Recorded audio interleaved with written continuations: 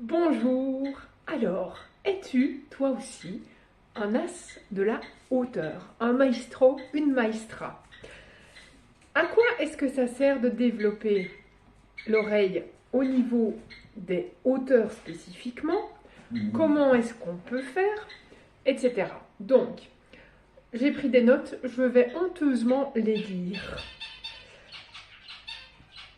Le fait d'écouter, de passer donc de l'écoute passive à l'écoute plus active, plus précise, c'est un des fondements qui va te permettre de jouer ensemble et d'improviser. Ensuite, cette oreille que tu développes au niveau des hauteurs va développer ton autonomie, parce qu'une bonne oreille va te permettre de déchiffrer, de reproduire n'importe quel morceau que tu vas entendre, même sans la partition, et cela va aussi te permettre de jouer avec d'autres beaucoup plus facilement. Troisième des 5 raisons, c'est que cela ancre la théorie musicale dans le réel. Autrement dit, au lieu de simplement voir un do sur la partition, tu apprends à reconnaître et à entendre à l'intérieur ce do qui fait donc un lien entre le solfège totalement abstrait et la musique que toi tu as envie de jouer, qui devient concrète. Le fait d'avoir cette oreille qui se développe va booster ta mémoire auditive et ta concentration, parce que c'est comme une gymnastique du cerveau que tu vas développer petit à petit. Cet entraînement spécifique améliore la capacité à te concentrer sur les sons, à les mémoriser, et ça, c'est précieux dans la pratique instrumentale, quel que soit l'instrument.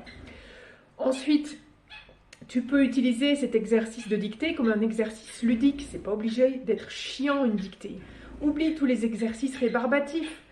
Fais-le comme un défi et la dictée devient stimulante. Chaque bonne réponse est une victoire. Une victoire qui t'amène sur le chemin de la maîtrise. Ce que je vais te proposer, donc moi, c'est une page flic que je te donne dans les commentaires.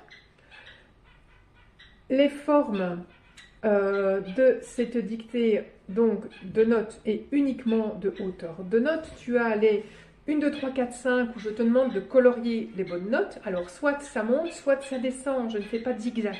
Combien est-ce que tu en entends? Est-ce qu'il y en a une ou deux? Je commence toujours la première et la deuxième écrite. À ce moment-là, c'est la deuxième jouée. Ensuite, les 6, 7, 8, c'est pour les gens déjà un peu plus aguerris.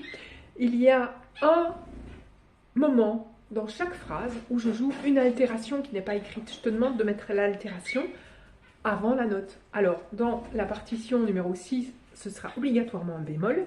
Dans la partition numéro 7, ce sera obligatoirement un dièse. Et dans la 8, comme c'est écrit, ce sera obligatoirement un dièse aussi.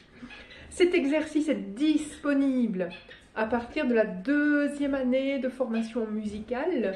Et aussi, tu as chaque phrase jouée 2 fois. Et c'est précédé d'un petit silence pour que tu aies le temps de noter. Et la deuxième fois, tu vérifies ce que tu as entendu.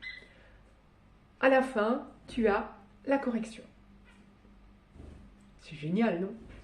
Belle journée, prends soin de toi, bonne semaine, et on fera encore une dictée mercredi.